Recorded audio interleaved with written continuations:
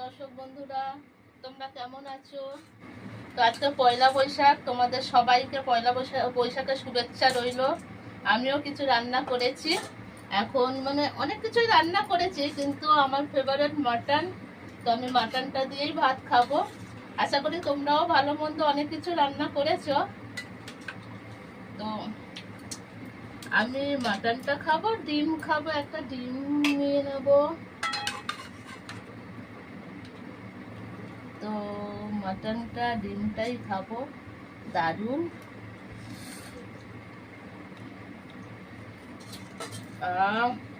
অসাধারণ হয়েছে। মাটনের চর্বিটা আমার তো ফেভারিট, আপনাদেরও নিশ্চয়ই ভালো লাগে। অসাধারণ, রান্নাটাও খুব ভালো হয়েছে।